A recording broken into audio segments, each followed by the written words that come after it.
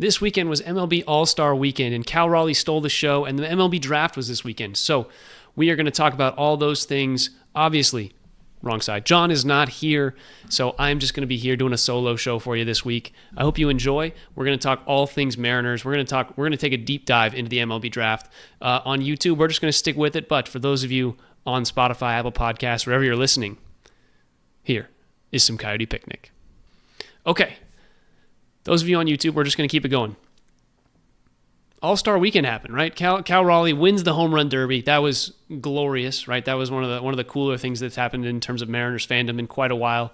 I want to talk a little bit about why that was fun, why that's important, because he kind of stole the show, all things considered, with regards to just what was going on this weekend. He was kind of like the face of All-Star Weekend. It felt like, at least for me and all of my social media pages, it was just like Cal Raleigh was the guy.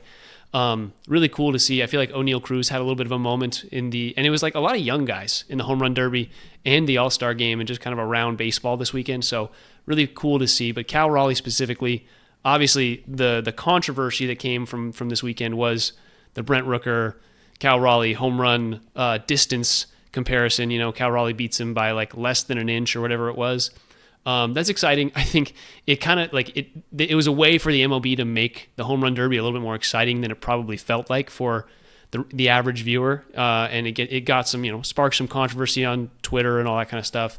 But at the end of the day, it just provided Cal Raleigh with the opportunity to keep shining in the way that he's done.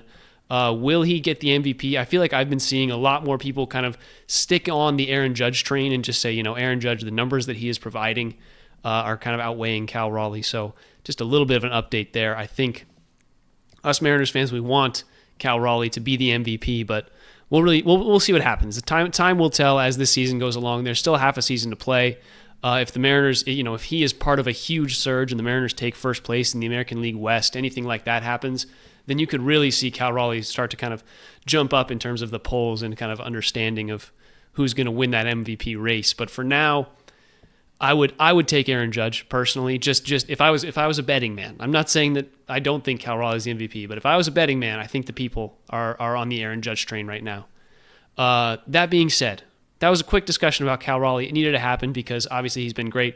Munoz was great. Wu was great this weekend. Randy, just hung out, got a good time. It was interesting to not see Julio after last week, right? We had talked about how Julio was going to be there, and then he announced he wasn't going to be there. Ruined our show for us, honestly. Ruined our show from last week. But in all seriousness, it was fun to see Randy there. He hasn't been there since, I think, 2023.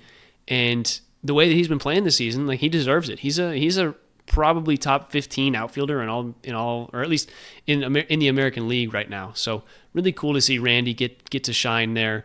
And Julio probably heard a few of things about what was the discourse about what was being said about him, and he was like, you know what? I'm going to give it to Randy. Let this guy shine for our team. Still get our team a representative, but he's going to step down, not talk about that, get out of the limelight, go get some rest, work on his swing, heal up a little bit, like he said.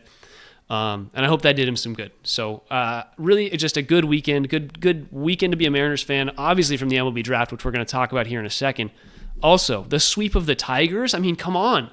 That team's been number one in the MLB, rankings basically the entire season, along with like the Dodgers and the Astros recently. But like the Tigers have been creaming teams, and the fact that the Mariners came in and swept them after what was a disappointing stretch against the Yankees was very, very important, specifically for the Mariners to kind of rebound and feel like, if we were as Mariners fans, if we lost that Yankee series, got swept, and then we went 1-2 against the Tigers, as Mariners fans, we'd be like, what are we doing here? But it really, really put a spice to this weekend that I think was important. So I just wanted to shout that out. Shout out the team for really turning it around there. Obviously, those first two games, I think we scored, was it like 29 runs or something? I don't remember off the top of my head, and I'm really just going to talk about the draft after this. But just a really good feeling to have a week of Mariners discussion and discourse that wasn't, oh, this team is awful. Like, we kind of put that Yankee series behind us, and we could get going, and that was much needed for me as a Mariners fan, and I hope it was as fulfilling for you guys as it was for me.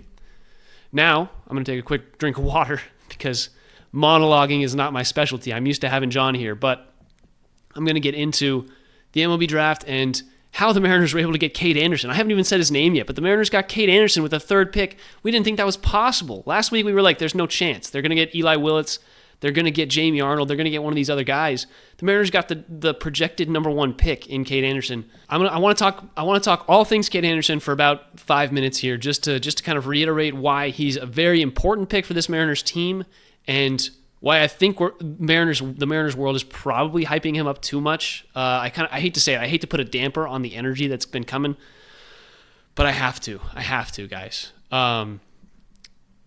He's a 6'1", I believe, 6'2", almost 200-pound guy who throws from the left side, but he throws like low to mid-90s. He throws low to mid-90s. He's got 4 pitches, right? He's got 4 pitches. He's a guy that if he can get a little bit more velocity on that pitch, like if he can get mid to upper 90, not like upper, not touching 99, but if he can get to 97 consistently, or not consistently, but like 95 consistently, sitting at 92, 93 is not really the speed that you want to be, especially in a league that really is currently trying to capitalize on platoons.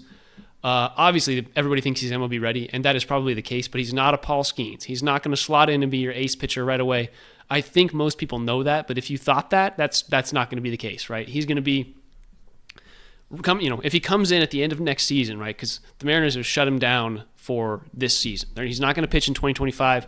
He's going to pitch in 2026, right? The Mariners have been very, very clear about that. He threw 119 innings this year.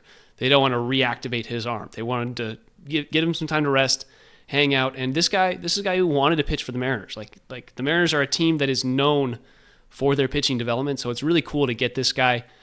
But the first thing first, obviously he was the number 1 pick for a reason, right? He's got the 4-pitch mix of fastball, slider, curveball, changeup, right? All really good pitches. He's got the starter profile. The question is, how can that play into getting, arm-wise, into getting 200 innings out of him in a few years, right? He's got the wear and tear already on his arm. There's a little bit of a concern, and the Mariners have been, obviously, they've shown a willingness and a capability to deal with injuries, and, you got guys like Brian Wu, you've got Bryce Miller, who they kind of overstretched over the first part of this season, and you could see the repercussions of that recently. But the Mariners generally have shown a pretty good willingness to give pitchers the time to rest, let them, they've worked people back from Tommy John, whatever it is. So I believe that the Mariners will be good with Kade Anderson. I just want to see even more refinement of I want to see what the Mariners want to do with him, because I think anybody who's coming in with the projectability of this guy's a big league pitcher right away, I want to see what the Mariners as a pitching organization can do with him, because he was kind of just outmatching everybody in college, and I'm curious to see what will happen as it goes forward, right? I want to see what the Mariners are going to do with regards to, okay, do they focus on his fastball? Is his slider playing super well and he hasn't been throwing that enough? We see that all the time with the bullpen guys. Things like that. I want to see, and the Mariners aren't going to divulge this information. We're going to kind of glean it as we see him progress through the system. But that's the kind of thing that I want to see from Kade Anderson. I want to see him improve, get a little bit more velocity, really be able to stretch that arm. I like that he can throw long games. He's already to the point where he's willing and able to throw 9 innings. I just hope that he can repeat that and kind of be the long guy that kind of George Kirby and Logan Gilbert have been, and not the pure strikeout 6-inning guy that like Luis Castillo is, or Bryce Miller for that matter.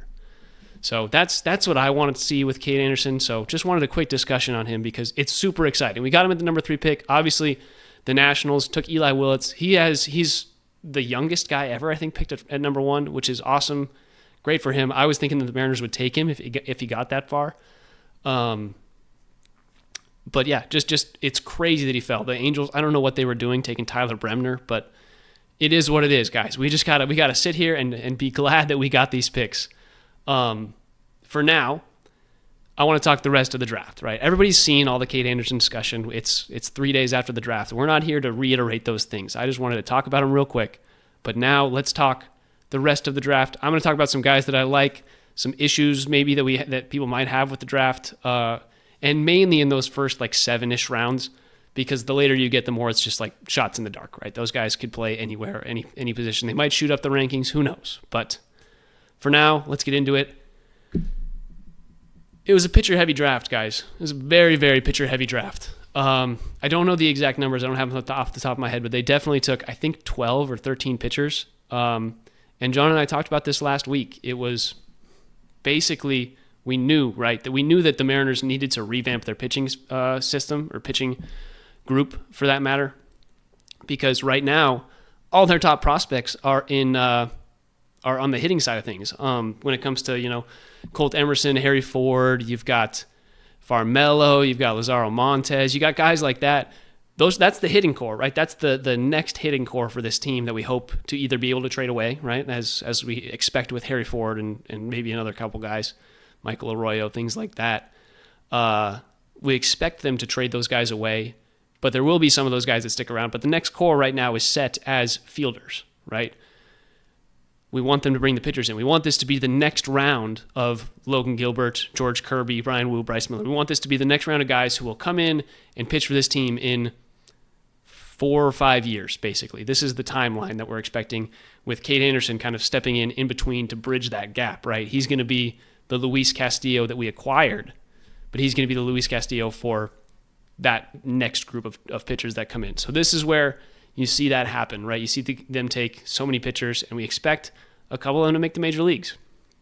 So I want to talk about a couple of them, but first I want to talk about pick number 35, Luke Stevenson out of UNC.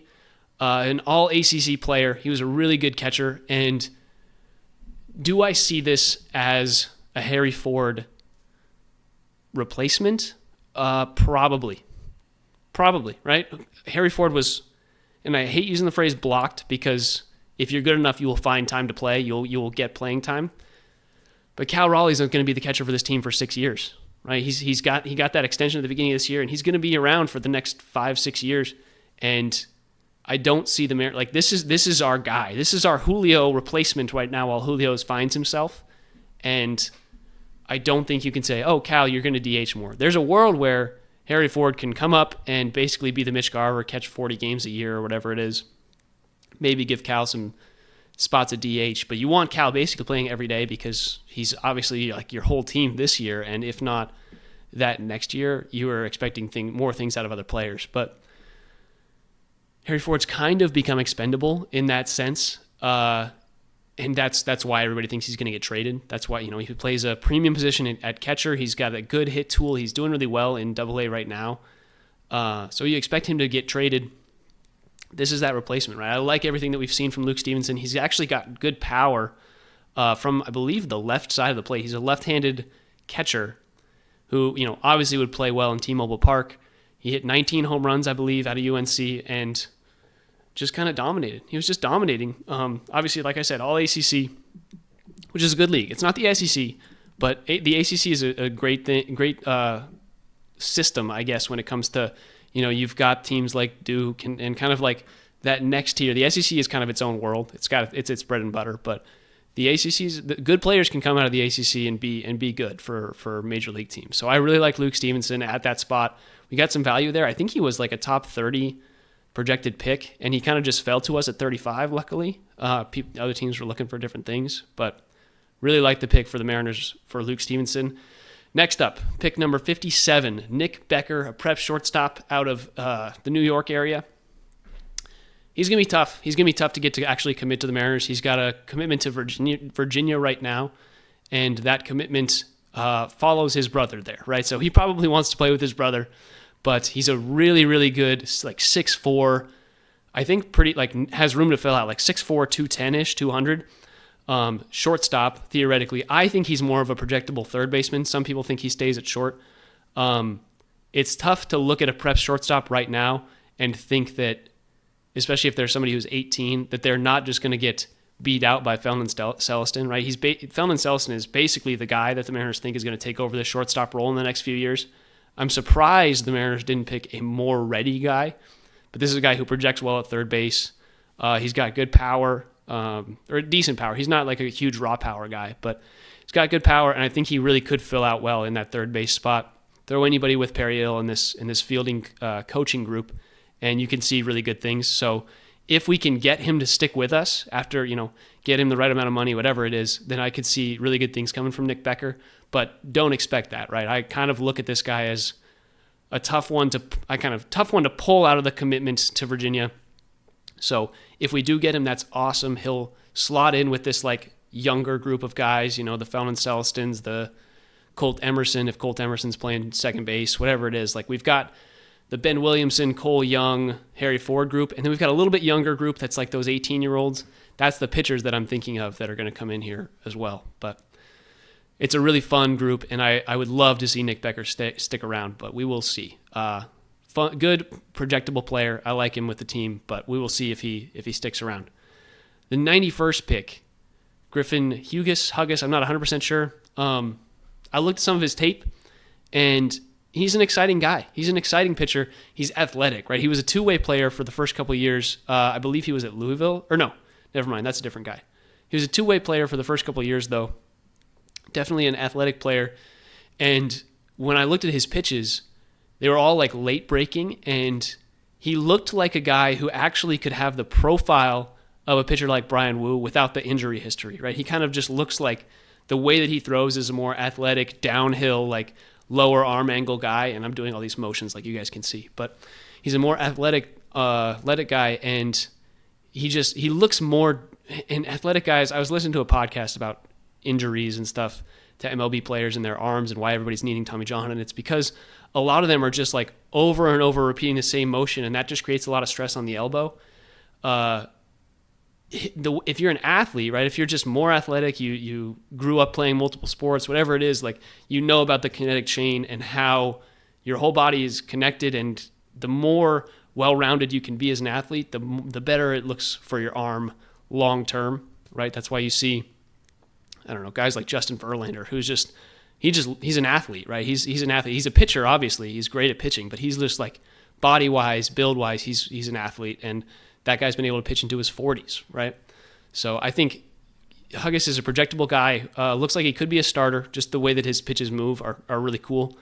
I see him getting some good value, but it's going to take a little bit of refinement. It's going to take a little bit of work for the Mariners in terms of his, how wild he is, things like that. So I like that pick. He's a little bit, I think the Mariners overvalued him. The Mariners obviously wanted pitchers. I think he was somewhere around the 150s mark in terms of the pipeline projections, and he obviously went with the 91st pick. So a little bit over slot value there. But that's okay. That's, I trust this Mariners system. And that also comes with our 4th round pick. I trust what they're doing with these pitchers and how they want to use them. Mason Peters, projected 312th pick. And he goes in the 4th round in kind of that like low hundreds range to the Mariners. And that's like, I really think that so he was a closer. I think he threw 40-ish innings, a little over 40 innings with high 50s strikeouts last season. And the way that his pitches look, he's kind of a long, lanky guy. I believe his curveball just like he's a very over-the-top pitcher. So his curveball really, really plays if he throws it well. And the curveball and just kind of the body type and where they picked him leads me to believe that the Mariners think that they could turn this guy into a starter as well. So look for these, 3rd, 4th round guys to be potential starting pitchers, kind of like the Brian Woos, kind of like the Bryce Millers. Like they weren't top picks by any means. I could see Mason Peters being a lefty, almost Logan Gilbert-esque, but leaning more on the vertical plane instead of the horizontal plane when it comes to his pitches and pitch mix. So that's really exciting for me, and I like him as a guy to come in and to potentially dominate like we've seen recently. 5th round pick. This is my like guy of note, right? This is the guy that the Mariners kind of got a steal on. Back at the start of the draft, we were looking at people, and Corbin Dickerson, he's a guy out of Indiana. He played his first 2 years at Louisville. This is who I was talking about earlier. Played his first 2 years at Louisville, didn't get a lot of playing time, and then this last year, he just like popped off at Indiana. He hit the transfer portal, went to Indiana, and just had a season, right? And after this year, they were like, okay, this guy could be a late 2nd round, early 3rd rounder. And the Mariners got this guy in the 5th round, which is super, super cool. He's very toolsy, right? He's not a complete player, but he's a guy who can fill in that like 3rd outfield, 4th outfield role and be an impactful player, I believe, at the major league level. So I think the fact that we get him here, there's a reason for that, right? The teams didn't love his, we can say pitch selection, I guess is how it is. His approach to the plate hasn't been fully refined. And to the Mariners' discredit, right? They haven't really been able to adjust in terms of like how we see Julio come to the plate. So there is something to note there with regards to, can the Mariners get this guy to really change his approach? Can he take that next step? Because that's why teams were kind of bailing on him. They were like, I don't really see this guy being able to do that, or they didn't want to spend the time to fix this guy's approach. But if the Mariners believe in him as a player and they want to give him a few years to marinate at the lower levels, like this guy could come in and be, because he's, obviously a third, I think he was a redshirt sophomore, so third-year player, 20-ish, 21. If they give him, till he's 24 in a few years, this guy could be really ready to come up and be an impact bat or be, that fourth outfielder. I'm not saying player profile-wise like a Luke Raley, but just like the way that he can kind of come up and be impactful, like a Jake Fraley, a little bit more than a Cade Marlowe or a guy like that, like a Taylor Trammell, a little bit more than those guys. So I'm excited for Corbin Dickerson. Next up, 6th round, Lucas Kelly. He's a reliever. He's got a 99-mile-per-hour fastball and a great arm angle for off-speed pitches, right? He's kind of got the lower angle that Brian Wu has as well, where he's coming out and his slider can move more horizontally than it does vertically because of the way that his arm angle comes out. So, and the 99-mile-per-hour fastball. Lucas Kelly leads me to believe that the way that he pitches leads me to believe that he's a reliever, but the Mariners believe in this guy, and he could shoot up the rankings really quick. Like relievers and the way that they're used, if they're not trying to be stretched out, they could shoot up the prospect rankings, but team rankings, and they could reach the major league level sooner rather than later. So expect good things out of Lucas Kelly sometime in the next couple of years. If the Mariners don't try and turn him into a starter, you could see some really good things from him out of the relief spot. 7th round pick, another pitcher, another one. We like I said, a lot of pitchers, a lot of value placed on pitchers. I think we took 3 non-pitchers in the first 7 rounds, so that'll tell you something. Colton Shaw, the 7th round pick, he apparently bailed on a couple teams. This guy did not want to be picked by a couple teams, and apparently when the Mariners called him, his agent was thought he was saying no to the Mariners as well, and he was like, no, wait, I want to be with the Mariners. So that's, first of all, a great sign for the Mariners and their pitching staff, and just the fact that pitchers want to be with this team that gets the best out of them. So that's a good sign. Starting pitcher currently and in college with 3 solid pitches. I'm not sure how he projects long-term, whether he's going to be a reliever in terms of if they can stretch his arm to be more velocity and less length in terms of innings. But I think he's a good guy. And he's got 3 solid pitches, like I said, fastball, slider, changeup. And none of them are elite, but if the Mariners can work with him and get him to the right spot, he could be, a fifth guy in the rotation and be an Emerson Hancock, who I still can't believe we spent our 6th overall pick on Emerson Hancock, and now we're looking at a guy like Kade Anderson. And it's just so different when you look at the first round talent that the Mariners have been able to acquire. You look at Logan Gilbert, George Kirby. It's just nothing is assured in these first rounds. So Kade Anderson could tear his UCL and need Tommy John right away. We'll see. But the differences in terms of first round acquisitions has been really crazy for the Mariners over the last half decade. So we'll see what happens there. That's all that I want to talk about, guys. It's been 25 minutes, and I've been ranting. I've been in your ear, hopefully not too loud, but I've been in your ear giving you all this information. I hope you enjoyed. The trade deadline's a couple weeks out, and we will be back talking about those. Any trades that get made, we're going to do some sort of emergency pod, whether it's just me podding I'm going to be on vacation for the next couple weeks, but if I need to record 10 minutes, I can do that. It's not going to be a big deal. Other than that, we're going to be ready for those. And then the Sounders, 1-0. They won 3-2 over this last weekend, and the Storm have gone 2-1. They won today at 2 p.m. or their game against the Golden State Valkyries at 2 p.m. today. They won that one. Storm shaping into form. I've been liking what I've been seeing from them, and expect them to make the playoffs and be a formidable team. I'm not expecting them to win it all, but they're going to be a formidable team in this playoffs. I believe they're 14-9 now with that win. So really good things from them. They've been beating the good teams and kind of playing down to their opponents when it comes down to it. And that comes from not having a super deep bench. So we'll see what they do throughout the remainder of the season to account for that. So there it is. There's my quick 25-30 minute Mariners discussion. I hope you guys enjoyed. Stay tuned over the next couple weeks. Like I said, trade deadline's coming up, so I hope you enjoyed this episode of Sound Up Seattle. You can find us on Twitter, TikTok, and Instagram at Sound Up Seattle, all lowercase, all one word. Email us your questions, comments, concerns at soundupseattle@gmail.com. You can watch me and the imaginary John over there as I point over to him on the other side of the screen on YouTube. That's at Sound Up Seattle, just normal spelling. And you can find me, Tyler, at TyCart50 everywhere that's important. I'm missing what John's doing. John is on vacation. He's backpacking, and we love that. We love that for him. He's a major backpacking fan. So good for him. And we were just talking about how Cal won the home run derby this weekend, and we were just like, man, this guy can do everything. So that is awesome. I hope you guys enjoyed this episode, and I will see you all in the next one.